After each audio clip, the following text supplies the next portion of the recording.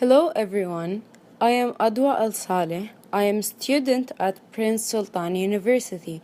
I am majoring in architecture department. I made this research for my doctor, Dr. Yulili Nedro. It is about an Indian architecture. Let's start now. Historical background. First, India is the cradle of a human race, the birthplace of a human speech, the mother of history, the grandmother of length, and the great grandmother of tradition. Our most valuable and most attractive materials in the history of a human are treasured up in India only.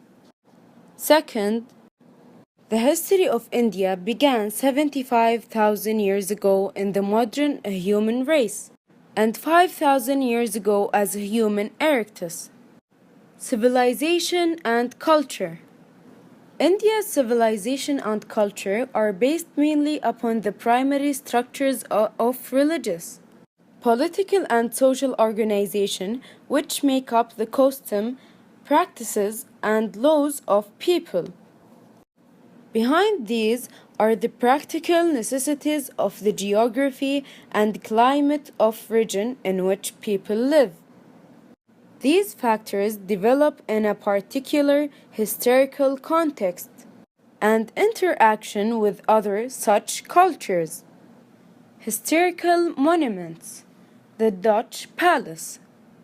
Dutch Palace is situated in Matancherry at a distance of mostly 10 kilometers from Ernakulam. The palace was originally built by the Portuguese, who later gifted it to Virla Kerala Varma, the Maharaji of Kochi. Initially, the palace was known as the Matancherry Palace of Cochin. This slide shows Ajanta Caves. Ajanta Caves are rock-cut cave monuments. It is situated near the Aurangabad city of Maharashtra and were declared a UNESCO World Heritage Site in the year 1983.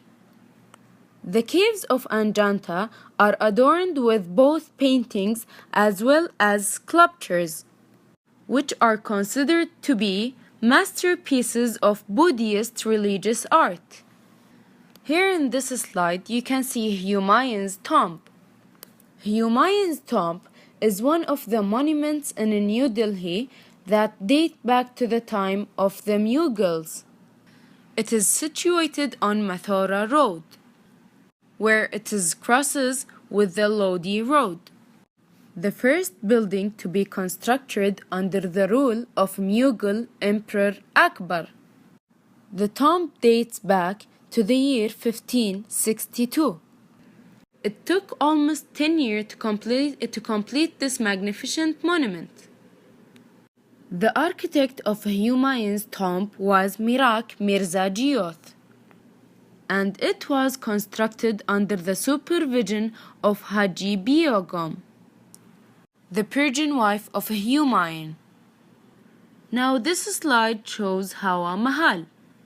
Hawa Mahal is an awesome building that is situated in the pink city of Jaipur. A multi-layered monument, it dates back to the year 1799. The palace was built under the patronage of Sawi Pratap Singh, the grandson of Sawi Jaya Singh and son of Madho Singh. Mr. Lal Chand Yusta was selected as the architect of the splendid Hawa Mahal. Here we can see the Hampi Renaissance. The city Hampi served as the capital city of Vijayanagar Empire of India in the 14th century. It is situated in the Deccan state of Karnataka and is spread over an area of more than 26 square kilometers. Bada Imambara. Bada Imambara is a huge complex situated in the old city of Lucknow. It is one of the most famous monuments of the city. The Imam Bara is significant not only from the historical, but also culture and heritage point of view. The complex date back to the year 1784, and it was founded by Nawab of Awad and Asaf Dowla. Bada Imam Bara of Lucknow is neither a mosque. Now I will talk about Jaisalmer Fort. Jaisalmer Fort, also known as the Golden Fort. It is situated on the outskirts of the Jaisalmer city of Rajasthan. The fort was named since it was situated in the middle of the golden vastness of the desert sand. The golden hue of the desert ambience, along with the setting rays of the sun, make the color of the fort look like that of gold. The fort of Jaisalmer swathed a whole township within its complex, including numerous havels, temples, residential complex, and number of other structures. Here you can see Leh Palace. It is the most popular attraction of Ladakh.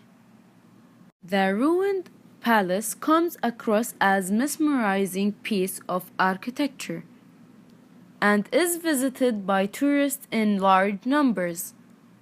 Leh Palace is perched at the edge of the Namagil Hill and overlooks the entire Leh town below. The palace was constructed in the 17th century to serve as the residence of King Sengi Namagyal.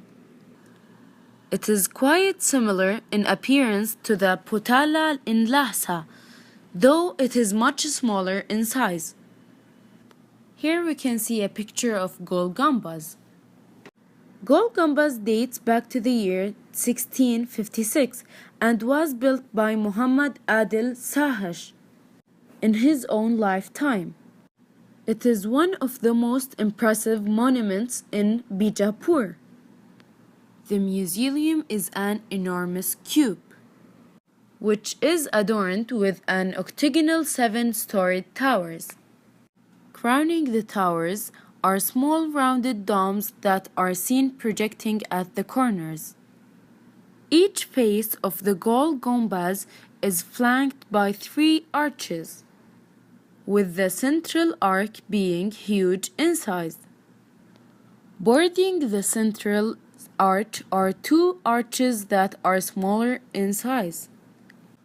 Now we can see Bangla Sahib.